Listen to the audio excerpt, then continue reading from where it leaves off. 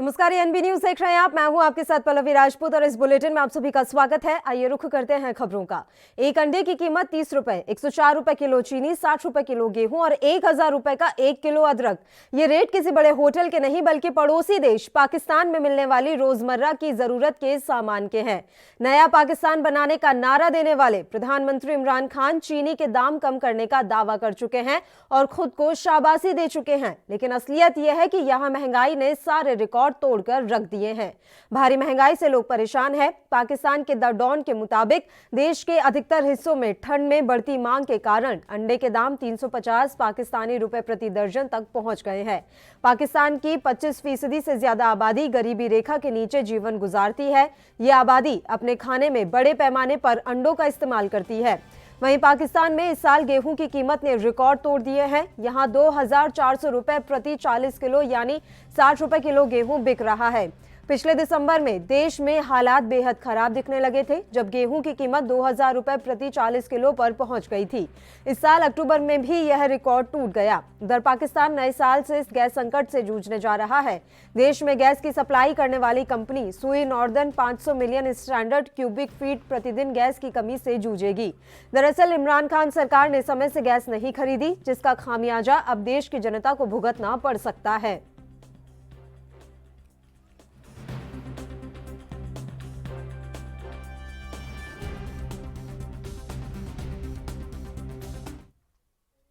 और इस मसले पर चर्चा के लिए विदेशी मामलों के जानकार महमूद आलम इस समय हमारे साथ फोन लाइन पर जुड़ गए हैं। महमूद साहब, किस तरह से आप देख रहे हैं पाकिस्तान की स्थिति को? यहाँ महंगाई ने सारे रिकॉर्ड तोड़कर रख दिए हैं। इतनी बेतहाशा जो महंगाई में वृद्धि हुई है, इसके पीछे क्या कारण माने जा सकते हैं?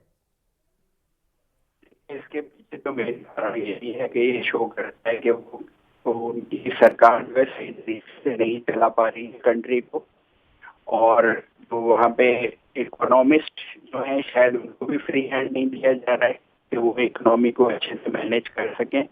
उसके अलावा जिस तरीके से आपको मालूम है पाकिस्तान एक फेल्ड स्टेट है, और वहाँ पे जो है ये सब कुछ होने के बाद जो प्रियोरिटी जो है ये सुविधाएं जो है वहाँ के आवाम को उनके ऊपर होनी चाहिए, लेकिन उनकी प्रायोरिटी हमेशा हमेशा जो है वो जो है अपना सिक्योरिटी या जंग के ऊपर जो है जो सवार होने रहता है उसी पे वो सारा पैसा लगाते रहते हैं।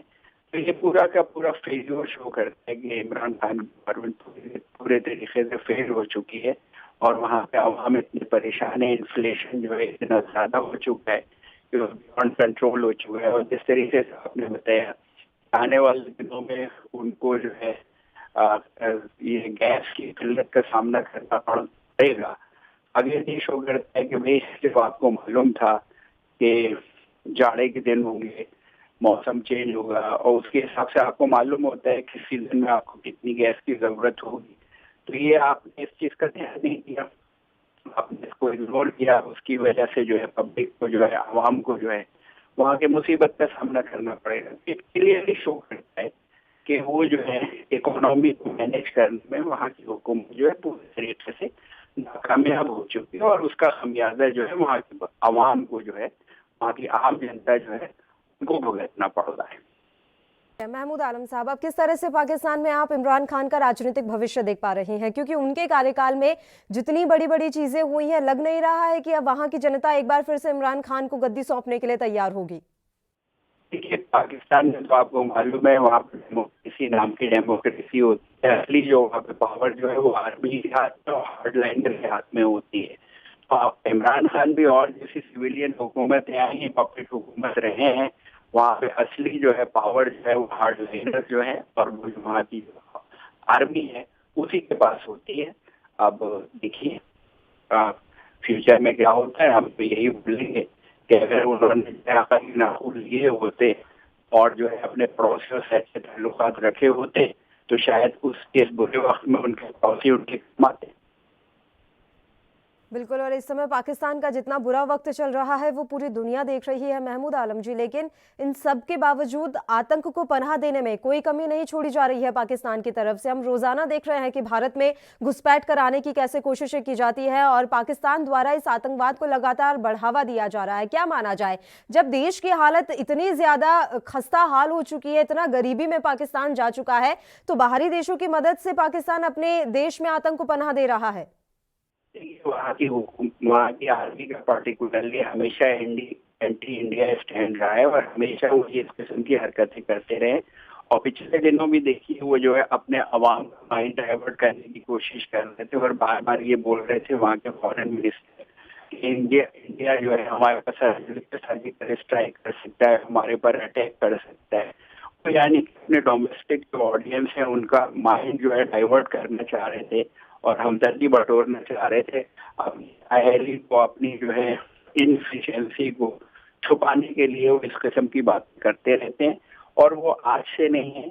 ये तो उनका जो है, ये अनफॉर्चुनेट है कि हम जो है अपने पड़ोसियों को चेंज नहीं कर सकते, वरना जो पाकिस्तान के हालात हैं, पाकिस्तान हमेशा हमेशा उनका तो वजूद ही शायद आर्मी का जो है एंटी इंडिया पे है।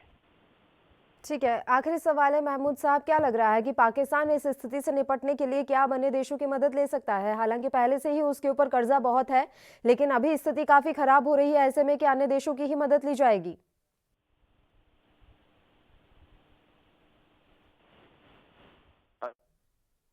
मेरी आवाज पहुंच रही है आलम साहब आप तक? महमूद आलम जी से हमारा संपर्क टूट गया है। तो आपको बता दें कि इमरान के राज में 30 रुपए किलो इस समय जो है सब्जियां बिक रही हैं। इसके अलावा बताया जा रहा है 30 रुपए का एक अंडा दिया जा रहा है और सब्जियों के जो दाम है वो इस समय आसमान छू रहे हैं।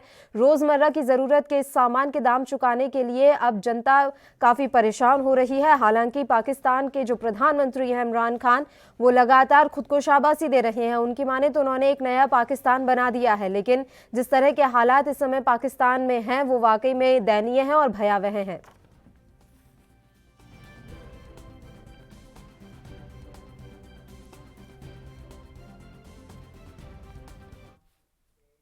चलिए अगली खबर का रुख कर लेते हैं। पूर्वी लद्दाख की वास्तविक नियंत्रण रेखा पर महीनों से चल रहे तनाव के बीच भारतीय सेना प्रमुख जनरल एमएम नरवणे ने बुधवार को पैंगोंग त्सो लेक के दक्षिणी हिस्से वाले फॉरवर्ड इलाकों का दौरा किया। उन्होंने एलएसी पर वर्तमान स्थिति और सेना की तैयारियों का भी जायजा लिया।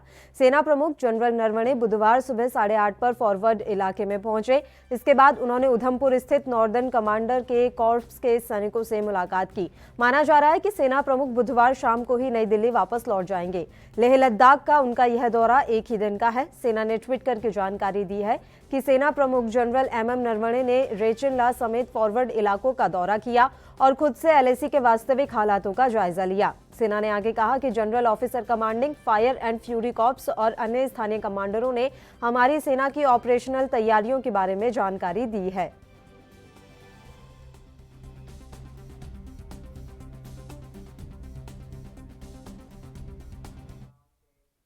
और इस खबर पर तमाम जानकारी के साथ जम्मू से हमारे संवाददाता रविंद्र श्रीवास्तव इस समय फोन लाइन पर जुड़ गए हैं। रविंद्र, पूरी जानकारी आपसे चाहेंगे। एमएम नरवणे आज लद्दाख दौरे पर पहुंचे हैं। जी बिल्कुल, देखिए जिस तरह से कश्मीर के साथ पिछले कुछ महीनों से तनातनी चल रही है, हालांकि उसमें चाइना को बहुत ज्यादा नुकसान जो है उठाना पड़ा है। उसकी पीएलए जो आर्मी है और उसके काफी सैनिक जो है भारतीय सेना के साथ जब झड़प हुई थी वो मारे गए थे। लेकिन अब इसी तनातनी के बीच एमएस नरवणे जो है सेना प्रमुख, उनका दौरा जो है हुआ है और ये उनका दौरा जो है एक दिवसीय दौरा है। हालांकि वो आज जो है पैंगोंग लेक के दक्षिणी फॉरवर्ड इलाके का उन्होंने दौरा किया और वहां के हालात जो है उसका जायजा लिया, वर्तमान स्थिति कैसी है उसके बारे में जाना और साथ ही में नॉर्दर्न कमांड जो उधमपुर में हेड ऑफिस है नॉर्दर्न कमांड का, वहां पर जवानों से मिले हैं और उनका मनोबल बढ़ाया है। जिस तरह से कहा जाए कि लगातार एलओसी के ऊपर फायरिंग हो रही है, एलएसी के ऊपर चाइना के साथ जो है तनातनी चल रही है, तो ऐसे में जवानों का मनोबल भी बढ़ाना जरूरी है। और ऐसे में जब सेना प्रमुख उन जवानों से भी मिले हैं तो कहीं ना कहीं कहा जाए जिस तरह से लगातार चाइना के साथ हालात बिगड़े हुए हैं, उसको लेकर ये दौरा जो है एक अहम दौरा माना जा रहा है। जी बिल्कुल रविंद्र, लेकिन मैं आपसे अभी फिलहाल जानकारी चाहूंगी कि लद्दाख की सीमा पर फिलहाल चल क्या रहा है। पहले जिस तरह से तनावपूर्ण माहौल बना हुआ था, क्या अभी भी दोनों देशों के सेनाओं के बीच इसी तरह का माहौल देखने को मिल रहा है, जबकि अब तो काफी लंबा समय गुजर चुका है? जी बिल्कुल, देखिए अभी भी तनाव की स्थिति है, लेकिन पहले जैसे हालात कहा जाए तो वो नहीं है, क्योंकि जिस प्रकार से वहां पर पहले चाइना की तरफ से लगातार जो है अपनी विस्तारवादी नीति अपनाए हुए था पीएलए आर्मी, और लगातार भारतीय क्षेत्र में दखलंदाजी कर रहा था, ऐसे हालात नहीं है, लेकिन तनाव जो है अभी भी बरकरार है। हालांकि कहा जाए तो जिस तरह से कोरोना महामारी के चलते चाइना की पूरे विश्व में थू थू हुई है, तो ऐसे में जो है अभी भी हालात जो हैं और भारत के साथ उसके रिश्ते जो है वो लगातार बिगड़ते जा रहे हैं। लेकिन पहले जैसे जिस प्रकार से पहले हालात बने थे, चाइना के सैनिकों के साथ झड़प भी हुई थी, हालांकि उसमें चाइना के सैनिक जो हैं वो काफी ज्यादा संख्या में मारे भी गए थे, तो वैसे हालात नहीं है, लेकिन तनाव जो है अभी भी बरकरार है। जी बिल्कुल, तनाव लगातार बरकरार है रविंद्र। इस बीच में आपसे ये भी जानकारी चाहेंगे, जिस तरह से लगातार ये बातें कही जा रही थी कि पीएलए यानी कि चीन की आर्मी की तरफ से हमारे कुछ इलाकों पर अभी कब्जा जमाया हुआ है, क्या वो इलाके अभी पीएलए ने खाली किए हैं या अभी भी पीएलए वहां पर डटी हुई है? जी देखिए, जिस तरह से पहले झड़प हुई थी, उसके बाद भारतीय सेना ने कुछ ऐसी पॉइंट्स थे जहां पर भारतीय सेना ने कब्जा कर लिया था, लेकिन जिस तरह से कहा जाए कि विस्तारवादी नीति चाइना ने अपनाई हुई थी, पहले कुछ इलाके जो थे वो भारतीय क्षेत्र के उसने उसके ऊपर कब्जा कर लिया था। उसके अभी भी कई ऐसे क्षेत्र हैं जो भारतीय क्षेत्र हैं, उस पर उन्होंने कब्जा किया हुआ है, लेकिन जिस तरह से लगातार आगे बढ़ रहे थे, अब वो पीएलए की आर्मी जो है वो अब आगे नहीं बढ़ रही है, लेकिन तनाव जो है कहा जाए पैंगोंग झील के ऊपर, क्योंकि पैंगोंग झील जो है आधी चाइना क्या क्षेत्र में आती है और आधी भारतीय क्षेत्र में आती है, तो वहां पर तनाव की स्थिति लगातार बनी रहती है, क्योंकि जो पीएलए की आर्मी है लगातार अपनी जो बोट के जरिए पेट्रोलिंग करते हैं, और भारतीय सेना भी जो है अपनी अत्याधुनिक जो बोट्स हैं उनके जरिए पेट्रोलिंग करती है, तो वहां पर तनाव की स्थिति कभी कभी बीच में बन जाती है। लेकिन हालात कहा जाए अभी भी तनावपूर्ण है, लेकिन स्थिति जो है वो फिर भी पहले से बेहतर है। देखिए रविंद्र, एक बड़ी बात यहाँ पर यह है कि हमारे देश की सेना का मनोबल बढ़ाने के लिए समय समय पर वहां पर सेना के अधिकारी से लेकर कभी प्रधानमंत्री कभी रक्षा मंत्री जाते रहते हैं, सेना के जो जवान हैं उनसे मुलाकात करते हैं और उनकी हौसला अफजाई करने का पूरा काम किया जाता है। कभी भी उनका हौसला नीचे ना गिरे, इसकी पुरजोर कोशिश पूरे देश की तरफ से रहती है। क्या इसी का ये असर है कि डटे हुए हैं सैनिक अभी भी? कब से ये विवाद चला आ रहा है, तनावपूर्ण माहौल को कम से कम 6-7 महीने होने को आए हैं, लेकिन सेना के जवान अभी भी एज इट इज वहां पर डटे हुए हैं? जी बिल्कुल, देखिए कहीं ना कहीं भारतीय सेना का मनोबल ऊंचा रहे, इसके लिए उच्च अधिकारियों के साथ साथ जो सरकारें हैं लगातार कहा जाए जब से भाजपा केंद्र में आई है तब से देश के प्रधानमंत्री नरेंद्र मोदी लगातार जवानों के बीच में ही अपने त्योहार मनाते हैं, चाहे दिवाली हो या कोई और भी त्योहार हो, वो जवानों के बीच में मनाते हैं, और इसी वजह से सैनिकों का मनोबल जो है वो बढ़ा रहता है। और बीच बीच में कभी सेना प्रमुख जो है वहां पहुंचते हैं और कई बड़े अधिकारी वहां पहुंचते हैं। तो इन दिनों वैसे भी ये कहा जाए कि बर्फबारी जो इस समय -20 के नीचे -20 तक जो है टेम्परेचर चला जाता है, हार्ड कपा देने वाली ठंड जो है इन दिनों वहां पर पैंगोंग के पास जो है पड़ी होती है। तो ऐसे में मनोबल बढ़ाना जवानों का उच्च अधिकारियों का काम होता है, और यही वजह है कि भारतीय सैनिकों का मनोबल बहुत ज्यादा हाई है, और इसी वजह से वो अपनी ड्यूटी जो है वो बाखूबी दे रहे हैं। हालांकि भारतीय सेना किसी भी सेना से कम नहीं है, हम अपनी भारतीय सेना को सैल्यूट करते हैं कि ऐसे हालातों में भी सेना जो है सेना के जवान अभी भी सीमा पर डटे हुए हैं और दुश्मन की हर हरकत का मुंह तोड़ जवाब देने के लिए तैयार है। शुक्रिया रविंद्र, तमाम जानकारी आपने हम तक पहुंचाई। बुलेटिन में एक छोटे से ब्रेक के लिए रुक रहे हैं, फौरन हाजिर होंगे।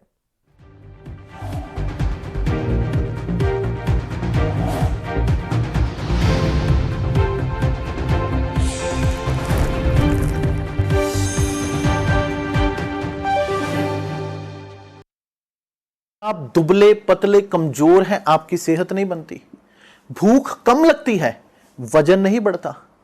दरअसल मेन बात खाना पीना खाना नहीं है, मेन बात है खाया पिया लगना। और अगर खाया पिया लगेगा ही नहीं तो सेहत बनेगी कैसे? इसलिए हमारी संस्था सन्यासी आयुर्वेदा ने एक ऐसी दवा बनाई है जो कि आपके पाचन तंत्र को, आपके लीवर सिस्टम को ठीक करने का काम करती है, ताकि आप जो भी खाएं उसका पूरे का पूरा निचोड़ आपके शरीर को लगे, आपकी भूख बढ़े, खाया पिया सही से लगे, नया खून बने, हड्डियों में जान आए, वजन बढ़े, ताकत बढ़े, चेहरे पर नूर आए और आप मोटे तगड़े खूबसूरत पर्सनैलिटी के मालिक बन जाएं। यह दवा पूरी तरह से आयुर्वेदिक होती है। इसका शरीर पर कोई भी साइड इफेक्ट, कोई भी नुकसान या दुष्प्रभाव नहीं होता। लड़के लड़कियां दोनों इसका इस्तेमाल कर सकते हैं और पहले 15 दिन के अंदर ही आपको इसका असर महसूस हो जाएगा। सिर्फ 650 रुपए की पूरे 1 महीने की दवा होती है और आप इसे घर बैठे 01145454545 पर फोन करके दवा मंगवा सकते हैं।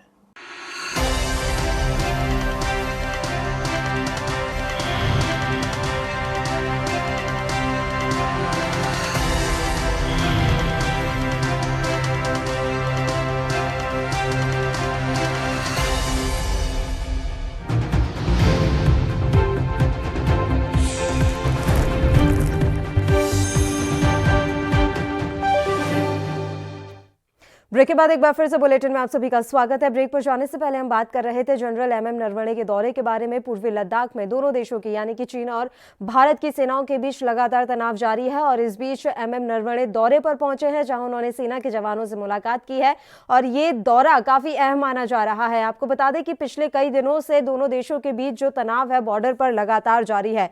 पूर्वी लद्दाख की वास्तविक नियंत्रण रेखा पर महीनों से चल रहे भारत चीन में तनाव के बीच भारतीय सेना प्रमुख आज बुधवार को पैंगोंग त्सो लेक के दक्षिणी हिस्से वाले इलाके में दौरे के लिए पहुंचे।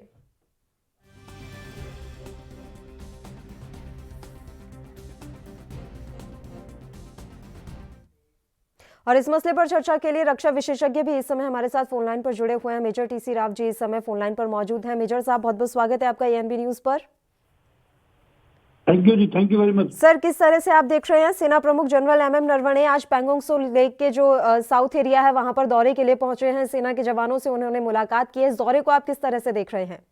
देखो, ये बिल्कुल एक मोरल बूस्टिंग दौरा है, एक सिचुएशन को एसेस करने के लिए। हमारे आर्मी के चीफ, आर्मी कमांडर्स, ये सब लोग ऐसे एरियाज में जाते रहते हैं। ट्रूप्स का मोरल बूस्टिंग, सेकेंडली वहां की सिचुएशन को एसेस करना। और ये तो खासकर है बिकॉज गालवान घाटी में जो घटना घटी है उसके बाद में तो दोनों आर्मीज वहां पे अभी तक कोई ऐसा कंक्रीट स्टेप को नहीं लिया दोनों आर्मीज ने, अभी कंफर्मेशन आया हो। 50,000 से ज्यादा लोग हमारे वहां पर।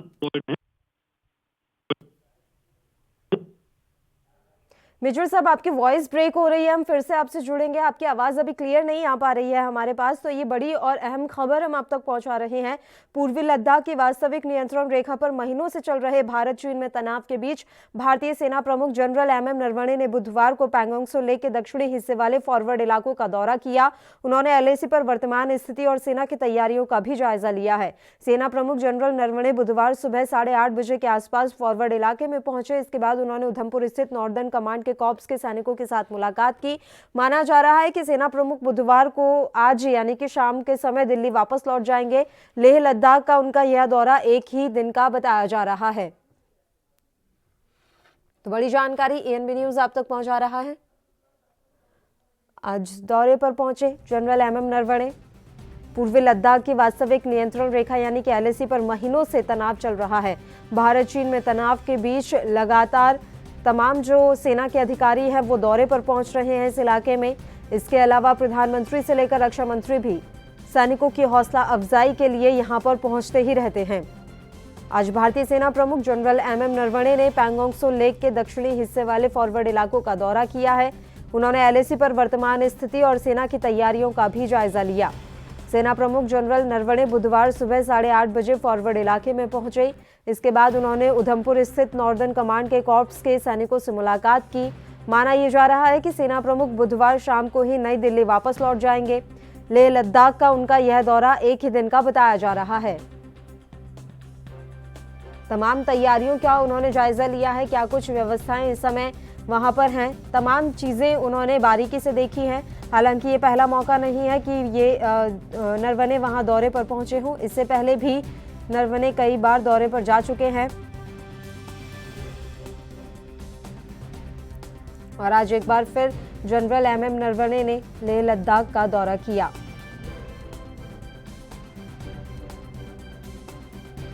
चीन सीमा से सटे तमाम इलाकों का जायजा लेने के लिए पहुंचे जनरल नरवणे ने रेचिन लाब का भी दौरा किया और वहां पर मौजूदा स्थिति का जायजा लिया। ये पूरा इलाका फायर एंड फ्यूरी कोर के अधीन आता है और 6 महीने से भी ज्यादा वक्त से यहां चीन के साथ तनातनी चल रही है। ऐसे में आर्मी चीफ का ये दौरा काफी अहम माना जा रहा है। जनरल नरवणे ने लोकल आर्मी कमांडर से ऑपरेशनल तैयारियों का जायजा यहां पर लिया है। बता दें कि गलवान घाटी में चीनी सेनाओं की हरकत के बाद भारत ने लेह से लेकर लद्दाख तक कड़ी नजर बनाई हुई है। वास्तविक नियंत्रण रेखा पर भारत और चीन की सेनाएं अभी भी आमने सामने हैं। ऐसे में जनरल नरवणे का यह दौरा काफी अहम है। लद्दाख में जारी तनातनी के बीच भारत अब चीन की हर नापाक चाल पर कड़ी नजर रख रहा है। जनरल नरवणे एक दिन के दौरे पर लेह पहुंचे हैं। उन्होंने फायर एंड फ्यूरी कॉर्प का दौरा कर तैयारियों का जायजा लिया। कारगिल युद्ध के बाद 2 सितंबर 1999 में फायर एंड फ्यूरी कॉर्प्स की स्थापना हुई थी। 1999 में स्थापना के बाद से ही fire and fury corps line of control और लाइन ऑफ एक्चुअल कंट्रोल दोनों पर भारत की रक्षा कर रहा है। इसके अलावा यह जमीनी हालात पर भी नजर रखता है। बता दें कि लेह पहुंचे हैं आज नरवणे। सेना ने इसको लेकर 2 तस्वीरें भी जो हैं साझा की हैं और इन तस्वीरों में देखा जा रहा है कि आर्मी चीफ टैंक ब्रिगेड की निगरानी कर रहे हैं। आर्मी चीफ के पीछे कई टैंक भी खड़ी हैं और सेना ने इन तस्वीरों के साथ चीन को संदेश भी देने की कोशिश कर दी है कि अगर उसकी तरफ से कोई हरकत हुई तो बेहद करारा जवाब भारत की तरफ से दिया जाएगा। आर्मी चीफ ने फायर एंड फ्यूरी कॉर्प के अग्रिम मोर्चो रेचिन ला का दौरा कर LAC पर मौजूदा तैयारियों को भी आज देखा है। उनको फायर एंड फ्यूरी कॉर्प के GOC और अन्य स्थानीय कमांडरों ने ऑपरेशन की तैयारियों के बारे में बताया। नरवणे ने रेचिन ला में जवानों के हौसले को काफी सराहा। उन्होंने कई जगहों का दौरा किया।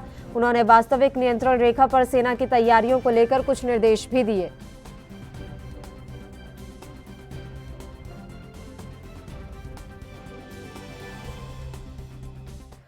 और इस मसले पर चर्चा के लिए रक्षा विशेषज्ञ रामदेव सेंगर जी भी इस समय फोन लाइन पर हमारे साथ जुड़ गए हैं। रामदेव सेंगर जी, बहुत बहुत स्वागत है आपका ANP न्यूज पर और मैं आपसे प्रतिक्रिया चाहूंगी और समझना चाहूंगी, जनरल MM नरवणे आज जिस तरह से लद्दाख के दौरे पर पहुंचे हैं, इस दौरे को आप कितना अहम मानते हैं? देखिए, सबसे बड़ी बात यह है कि चीफ जब स्वयं कहीं किसी इलाके का विजिट करते हैं तो उसकी महत्व अपने आप समझ में आ जाता है। अगर आप देखें प्रेजेंट सिनेरियो में कि पाकिस्तान के साथ चाइना की जो एक्सरसाइज हुई है और जो 2 फ्रंट वार की बातचीत चल रही है, उस समय एक संप्रभावी देश के नाते हमारी जिम्मेवारी बढ़ जाती है कि अपने ट्रूप्स को चीफ जाकर के शाबाशी दे और उनकी तैयारी को जायजा ले और उनको किसी तरह की अगर परेशानी हो तो उसको परेशानी को दूर करने की कोशिश की। जनरली ऐसा होता है कि ये दौरे होते रहते हैं जब भी सीजन चेंज होता है, लेकिन इस समय ये दौरे आकस्मिक दौरे आपने देखा होगा पिछले 4 महीने में कई हो चुके हैं। जी बिल्कुल। और क्योंकि हमारा ट्रूप वहां पर इंक्रीज हुआ है, विंटर्स में बर्फ पड़ गई है और बर्फ पड़ने के नाते एक चीफ की जिम्मेवारी है कि अपने फौज का देख रेख करे और उनके स्वास्थ्य की जानकारी भी ले। इसके साथ साथ उनको कुछ जरूरी जो निर्देश हैं वो भी दिए जाएं कमांडर लेवल के ऊपर, ताकि वो किसी भी इम्प्रॉम्प्टू स्थिति के लिए तैयार रह सके। आपने एक देखा है, ध्यान दिया होगा कि चाइना जो है बार बार पाकिस्तान की तरफ झुक रहा है। मिलिट्री एक्सरसाइज हो रही है, नेवी की ड्रिल हो रही है, रसिया भी 1-2 एक्सरसाइज कर चुका है। ऐसे हालत में हमारी जिम्मेवारी बढ़ती है कि अपने फौज का मनोबल भी बढ़ाएं, साजो सामान भी इकट्ठा करके उनको दें और परिस्थितियों से किस तरह से सामना किया जाए, कैसे लड़ा जाए, ये सारी चीजें ब्रीफ से चर्चा की जाती है। बिल्कुल जी। और इसी के मद्देनजर उनका जो ये दौरा है वो काफी अहम माना जा रहा है। शुक्रिया रामदेव सिंगर जी, आप हमारे साथ जुड़े तमाम चर्चा के लिए। तो जनरल MM नरवणे आज ड्रैगन से तनाव के बीच LAC पहुंचे हैं, जहां उन्होंने तमाम व्यवस्थाओं और स्थितियों की समीक्षा की है। बुलेटिन में खबरों का सिलसिला लगातार यूं ही जारी रहेगा। फिलहाल एक छोटे से ब्रेक के लिए हम यहां रुक रहे हैं, फौरन हाजिर होंगे।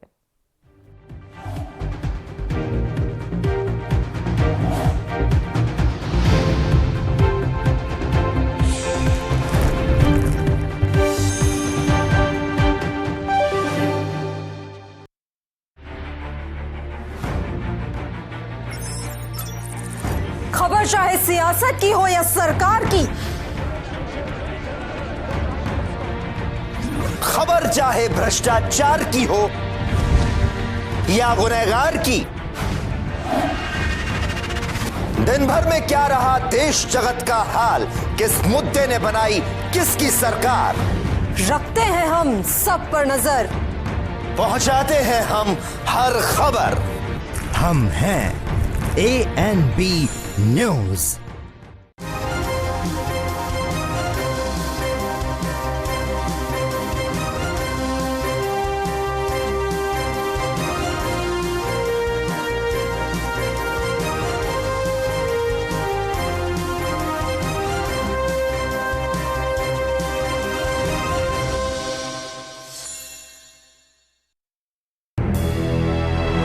लखनऊ से लेकर चंडीगढ़ तक, मुंबई से लेकर रायपुर तक, क्या है राजनीति की हलचल, क्या है समाज का मिजाज। राजधानी लाइव, हमारी नजर, आपका फैसला, हर रोज सुबह 8 बजे सिर्फ ANB न्यूज पर। क्या आप दुबले पतले कमजोर हैं, आपकी सेहत नहीं बनती, भूख कम लगती है, वजन नहीं बढ़ता? दरअसल मेन बात खाना पीना खाना नहीं है, मेन बात है खाया पिया लगना। और अगर खाया पिया लगेगा ही नहीं तो सेहत बनेगी कैसे? इसलिए हमारी संस्था सन्यासी आयुर्वेदा ने एक ऐसी दवा बनाई है जो कि आपके पाचन तंत्र को, आपके लीवर सिस्टम को ठीक करने का काम करती है, ताकि आप जो भी खाएं उसका पूरे का पूरा निचोड़ आपके शरीर को लगे, आपकी भूख बढ़े, खाया पिया सही से लगे, नया खून बने, हड्डियों में जान आए, वजन बढ़े, ताकत बढ़े, चेहरे पर नूर आए और आप मोटे तगड़े खूबसूरत पर्सनैलिटी के मालिक बन जाएं। यह दवा पूरी तरह से आयुर्वेदिक होती है। इसका शरीर पर कोई भी साइड इफेक्ट, कोई भी नुकसान या दुष्प्रभाव नहीं होता। लड़के लड़कियां दोनों इसका इस्तेमाल कर सकते हैं और पहले 15 दिन के अंदर ही आपको इसका असर महसूस हो जाएगा। सिर्फ 650 रुपए की पूरे 1 महीने की दवा होती है और आप इसे घर बैठे 011 45 45 45 45 पर फोन करके दवा मंगवा सकते हैं।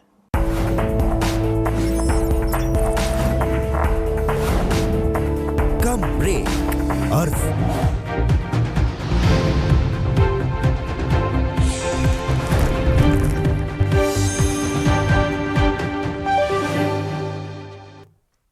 ब्रेक के बाद एक बार फिर से आप सभी का स्वागत है। बढ़ते हैं कुछ और खबरों की ओर। पश्चिम बंगाल में जीत का परचम लहराने के लिए बीजेपी की रणनीति क्या है, ये अब धीरे धीरे साफ हो रहा है। पश्चिम बंगाल के महापुरुषों के साथ हुए भेदभाव का मुद्दा हमेशा मुखर करने वाली बीजेपी बंगाल चुनाव में महापुरुषों की बात कर बीजेपी बंगाली अस्मिता से खुद को जोड़ती है, जिसका फायदा विधानसभा चुनावों में हो सकता है। इसी बानगी में कल यानी 24 दिसंबर को प्रधानमंत्री नरेंद्र मोदी वीडियो कॉन्फ्रेंसिंग के जरिए शांति निकेतन में विश्व भारती यूनिवर्सिटी के शताब्दी समारोह को संबोधित करेंगे। उससे पहले बंगाल की धरती पर विजय गाथा लिखने के लिए मैदान में उतरी बीजेपी इस मिट्टी के गौरव को एक एक कर नमन कर रही है। अपने बंगाल दौरे पर गृह मंत्री अमित शाह ने बंगाल की भूमि में जन्मे महापुरुषों का नमन किया। बंगाल चुनाव में बीजेपी की रणनीति यही है कि वो ये साबित करने की कोशिश करेगी कि बंगाल के महापुरुषों को तृणमूल कांग्रेस की सरकार में उचित सम्मान नहीं मिला। बीजेपी का आरोप है कि ममता बनर्जी 2011 में सत्ता में आई, लेकिन बंगाली और बहारी का भेद बढ़ाने वाली नेता ने बंगाली पहचानों को ही नजर नजरअंदाज कर दिया। यही वजह है कि अमित शाह के दौरे पर खुदीराम बोस के परिवार ने कहा कि उन्हें पहली बार किसी पार्टी ने सम्मान दिया है। बंगाल में पहुंचने के साथ अमित शाह ने मंदिरों से लेकर बंगाल से जुड़े महापुरुष के अहम स्थानों पर अपनी उपस्थिति दर्ज कराई है। ये सॉफ्ट हिंदुत्व के साथ साथ बंगाल के वोटरों से खुद को जोड़ने की कवायद थी। ये कोशिश ये दिखाने की है बीजेपी का चरित्र पश्चिम बंगाल के चरित्र से अलग नहीं है। बीजेपी की नजर पश्चिम बंगाल के हिंदू मतदाता पर पूरी तरह से इस समय नजर आ रही है।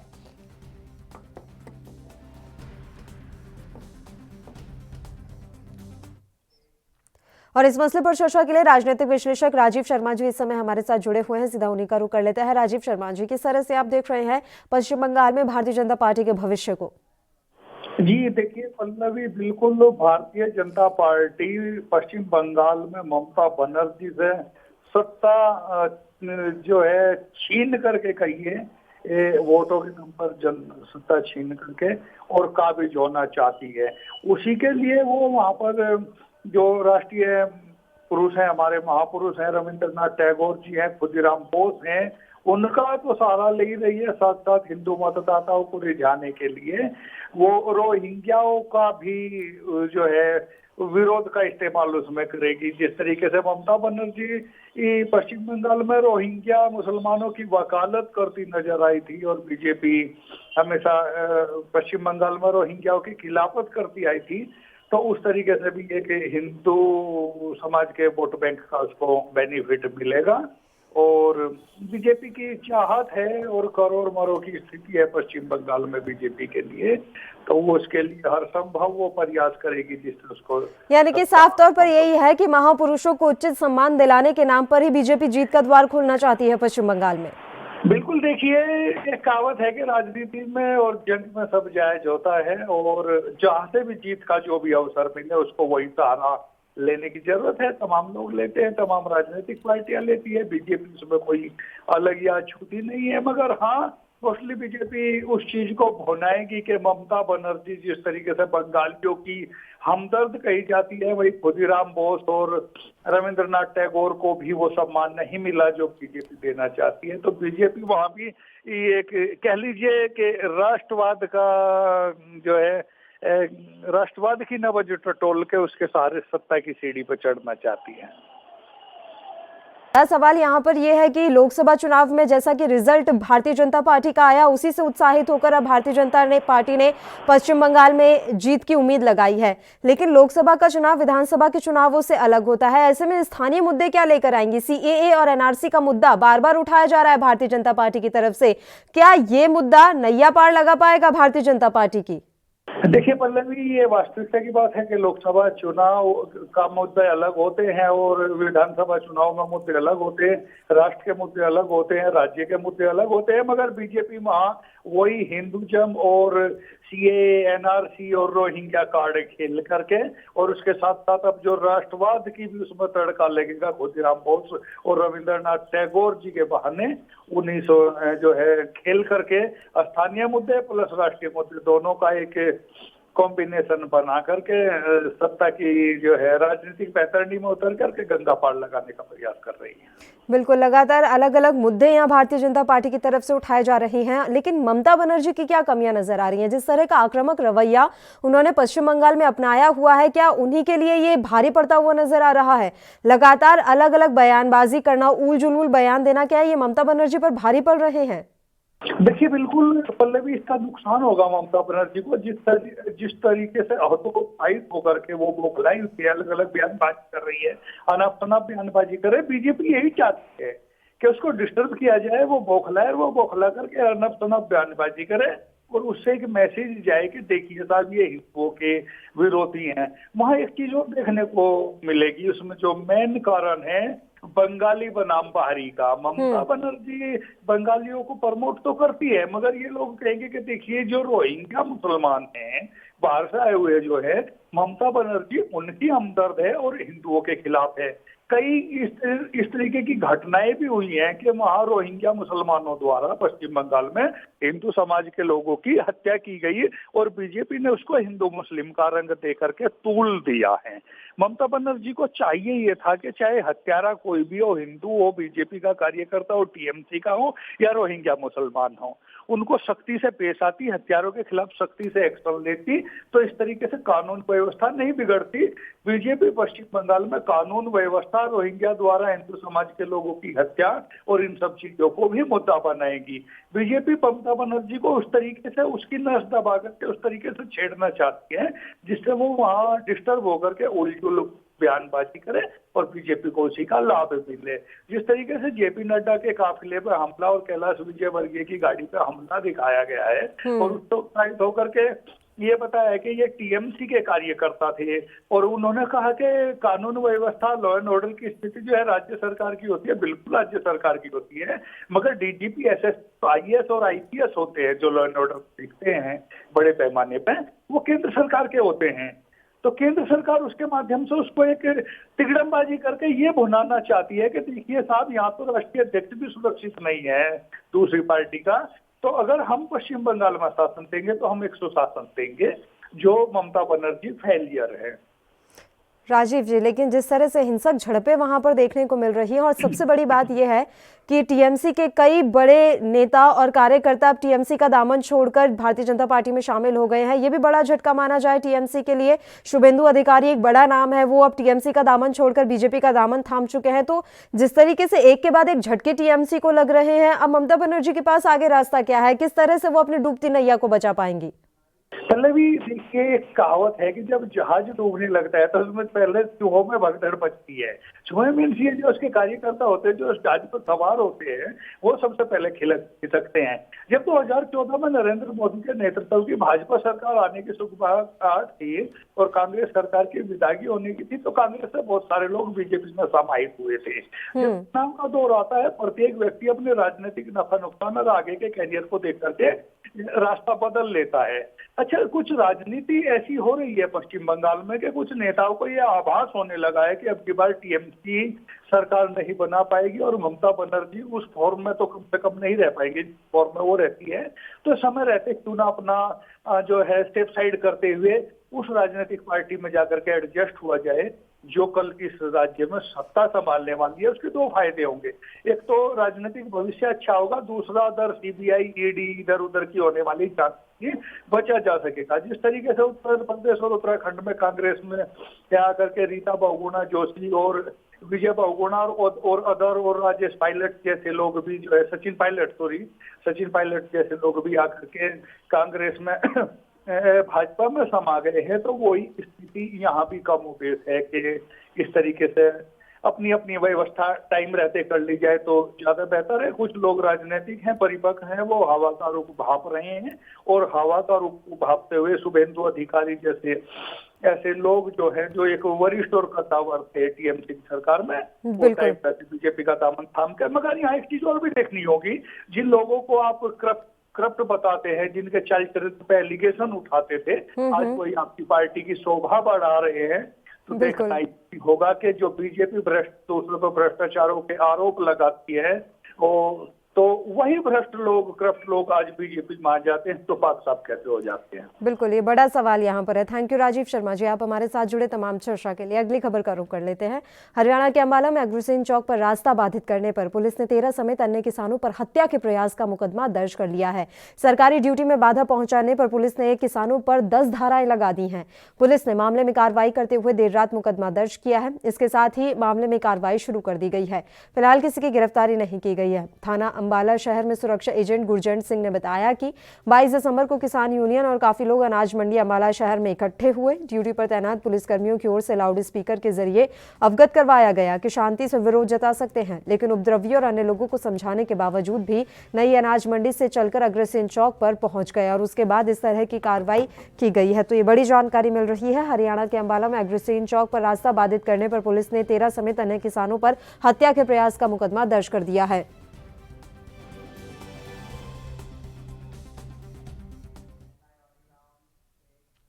और इस खबर पर तमाम जानकारी के साथ अंबाला से हमारे संवाददाता अंकुर कपूर इस समय फोन लाइन पर जुड़ गए हैं। अंकुर, आपसे पूरी जानकारी चाहेंगे। अंबाला में 13 किसानों पर मुकदमा दर्ज किया गया है, किन धाराओं पर यह मुकदमा दर्ज किया गया है और पूरा माजरा क्या है?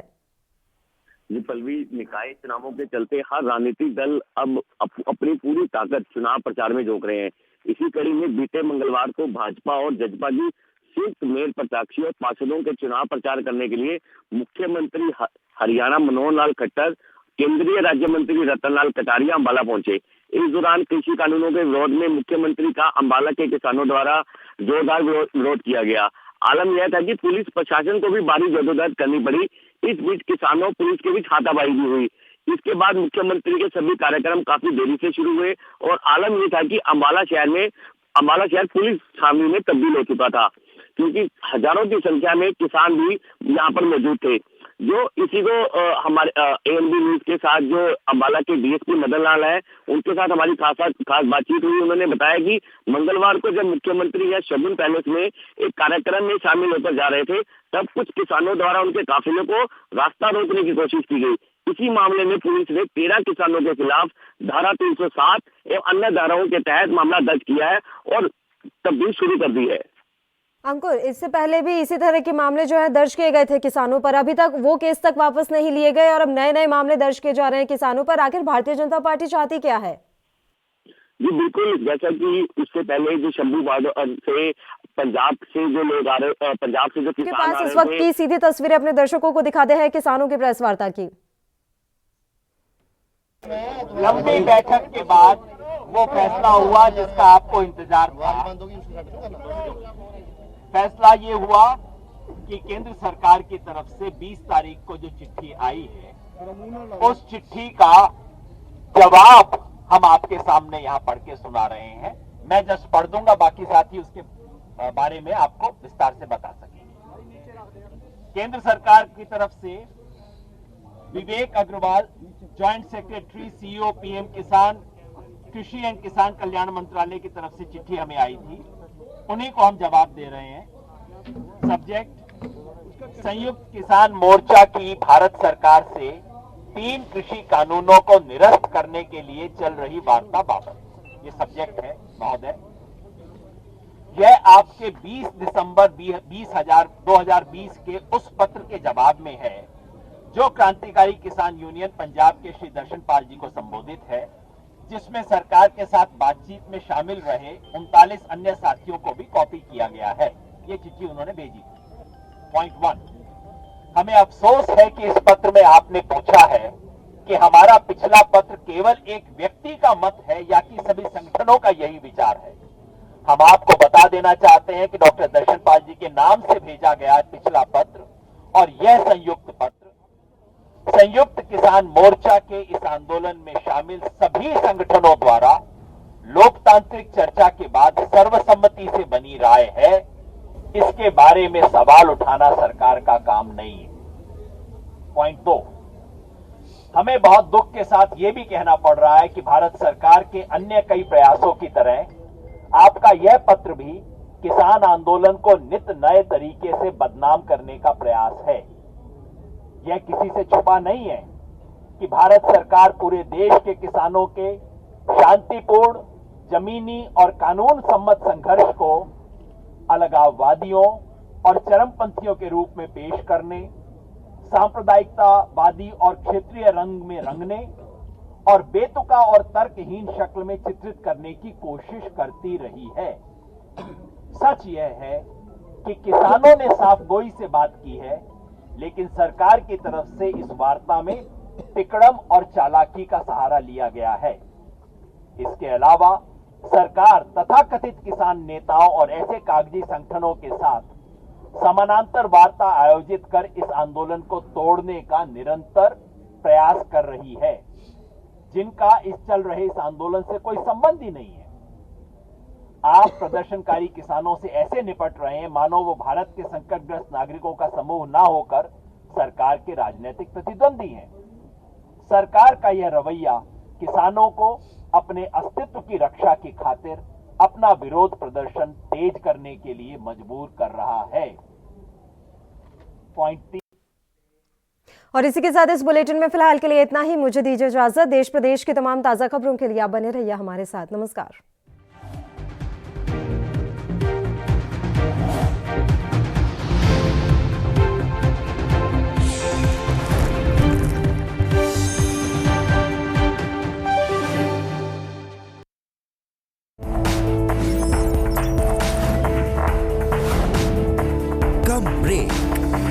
ज्यादा खबरों के साथ देखिए ANP news in channel number पर।